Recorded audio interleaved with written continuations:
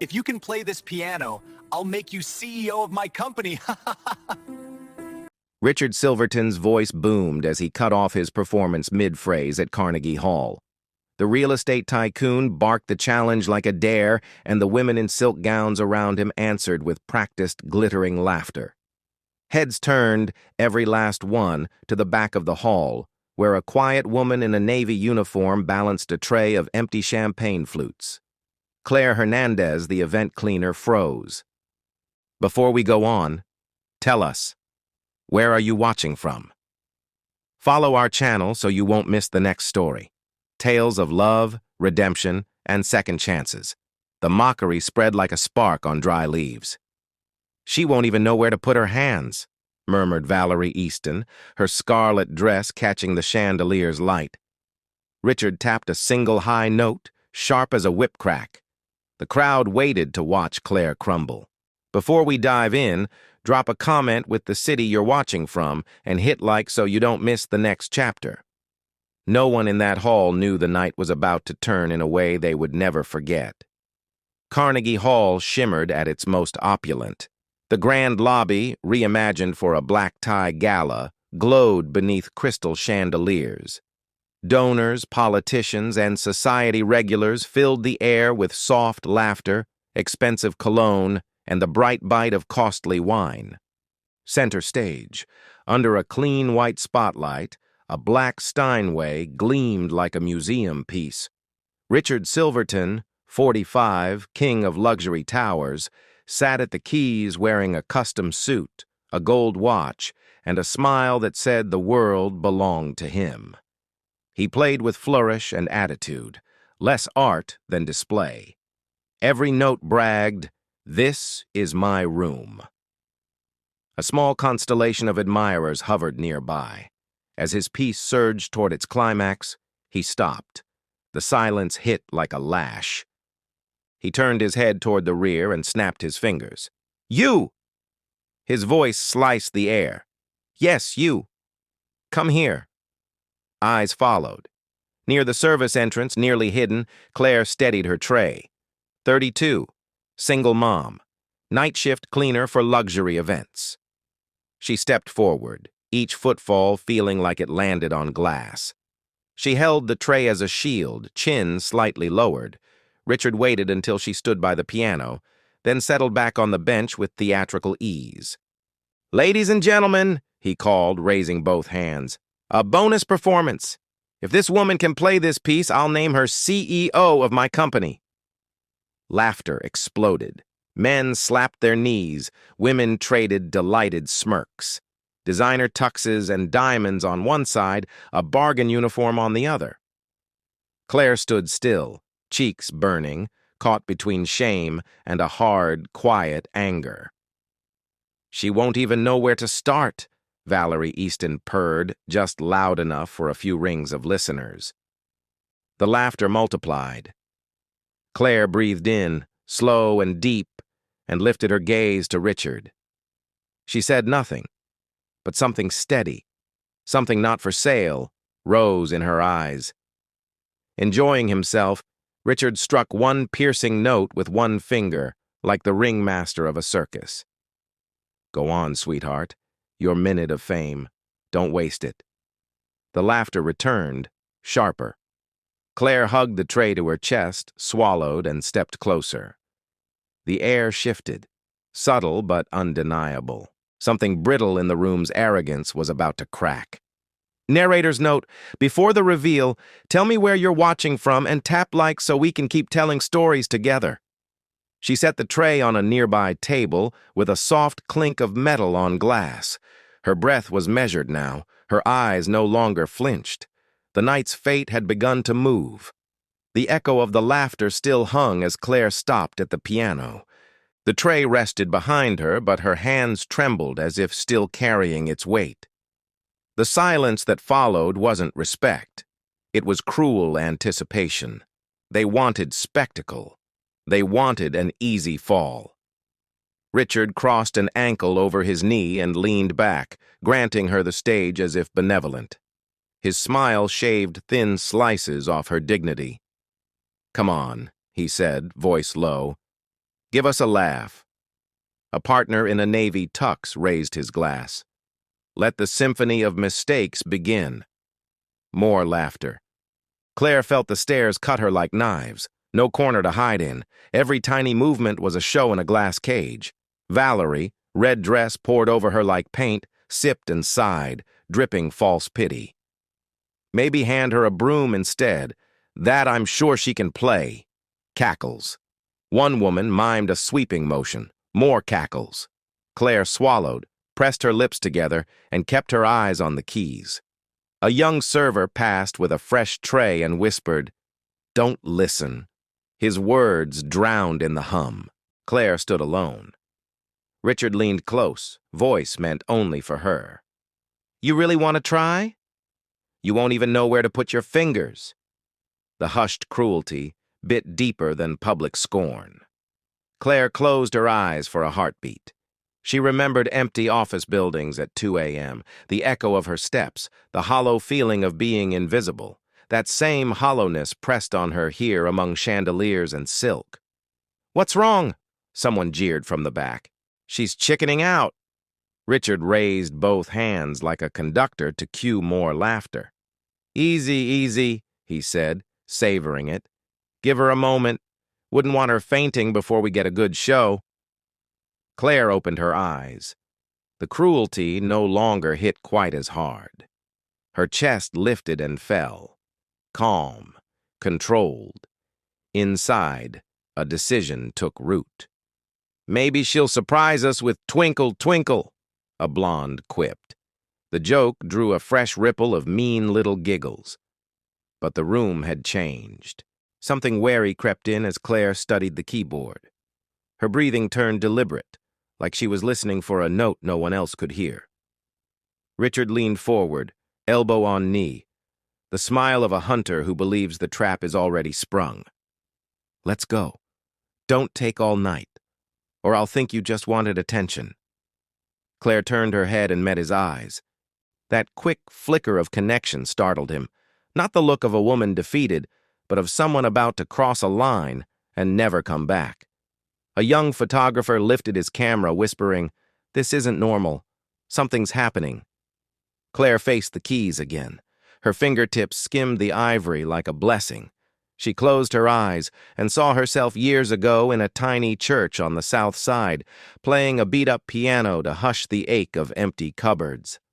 No one here knew how many nights music had kept her from breaking. She opened her eyes. The last whispers died. All that remained was her breath and the faint buzz of the lights in the ceiling. Richard, unable to stand the silence, offered one last jab. "Take your minute of fame, Claire. Tomorrow you'll go back to being what you've always been, nothing." She didn't blink. She straightened her back, spread her fingers over the keys, and, at last, let a small, certain smile touch her mouth. The chandeliers seemed to burn a little brighter. The people who'd been laughing leaned unconsciously forward. A single click from Richard's watch punctured the hush. Claire inhaled.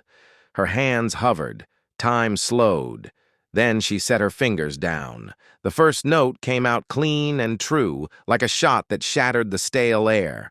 Then another and another, not a stumble, not a guess. Music, real, intent, alive. Whatever chuckles remained died at once. Faces went still. The piano bloomed through the hall, washing the room's arrogance away like a tide. Claire's eyes softened to half-lidded focus. Her hands no longer shook. Each movement was exact. Each chord carried a power born not of schooling, but of a heart trained by hardship. She played raw and whole. Scars turned into song. A gray-bearded donor in the front row breathed, "Impossible." Valerie's red lips parted. Her glass trembled. No words came. Richard sat rigid, his smirk erased, leaning in as though a trick might reveal itself. There was no trick, only a hidden discipline and a feeling so honest his ego couldn't bear it. The photographer's shutter kept time, then forgot to, he, too, was taken. The music rose, the long-held scream of years finally given voice. Pairs of eyes shone in the half-light, tears forming where mockery had been. Claire leaned into the instrument. Her fingers flew. She needed no sheet music. The piece lived in her, born from nights when only the echo of an old church keyboard answered her prayers. An older woman in a pearl collar lifted a hand to her mouth. Tears slid down and fell onto her glove. No one dared laugh anymore. The hall held its breath. Richard tugged at his tie, suddenly short on air. He had never planned for this ending. The final chord arrived, a long-held note that trembled like a room full of people exhaling at once. Claire lowered her hands to her lap. The last vibrations faded. For a heartbeat, no one moved. Then a single clap in the third row, then another, and another. In seconds, the whole hall erupted. People rose to their feet, thunder rolling up into the vaults. Claire stayed seated, eyes closed, letting that wave wash over the years she'd spent invisible. This wasn't victory so much as release. Applause at a gala has rules.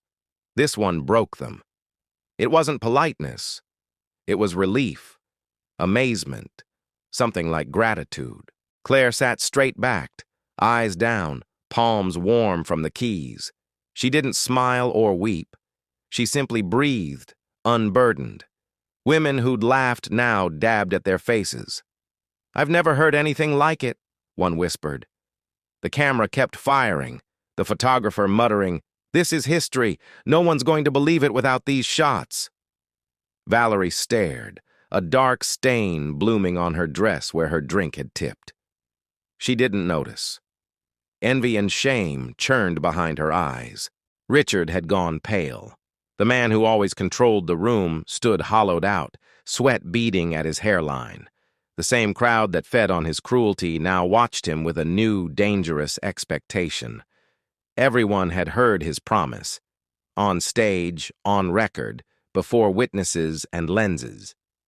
"Keep your word, Richard," someone called. The spark caught. "Keep your word! Keep your word!" The chant rose with nervous laughter and hard applause. Richard swallowed. He tried his usual smile. The corner of his mouth shook. He was trapped in a snare he'd set himself. Claire rose from the bench. The uniform no longer looked small on her. Something in her presence had grown. The applause swelled again. What had happened was more than music. It was revelation. An invisible woman had sliced through the elite with the honesty of her gift. Richard clapped too, forced by the room. The sound was hollow. Everyone heard it. Claire turned her head slightly. She didn't speak, but her silence was a challenge. The photographer caught it. The worker in a simple uniform facing the billionaire shackled to his own words. A symbol in a single frame. The ovation thinned, but the tension didn't. Richard, palms still together, pasted on a grin. Dozens of eyes fixed him in place. He had made a public vow, and the woman who was supposed to be a punchline had become the owner of the night. Claire stepped toward him. Each footstep landed like a hammer on his pride. She stopped within arm's reach, eyes steady. No rage, no swagger, just a quiet authority no one could deny. "Mr. Silverton," she said, voice clear enough to carry, "keep your promise." A ripple of electricity ran through the crowd. Some traded anxious smiles. Others nodded, approving her courage. The photographer didn't stop. Every second mattered. Richard straightened his jacket and forced a chuckle. Oh, come on. It was a joke. Just a little fun to liven up the evening. A small boo rolled through the hall. Not loud, but enough to crack the mask he wore. For the first time in years, the room wasn't his. "It wasn't a joke to me," Claire replied. "I took you at your word." And everyone here heard it. Murmurs swelled. "Keep your word." "You promised. Don't back out now." Richard clenched his jaw and hid his trembling hands in his pockets. He tried the smile again. It died on his face. Valerie, rattled, piped up from the front row. "Be serious! You think a cleaner can run a multi-billion-dollar company?" But the crowd had shifted. A distinguished older man said. "We all saw what she's capable of. Maybe she has more discipline and talent than most of us." Applause rose, not for music this time, but for the idea that Claire might be more than the job on her name tag. Cornered, Richard saw the edges of his power fray. Back down and you're a coward with no word. Follow through and your untouchable image fractures.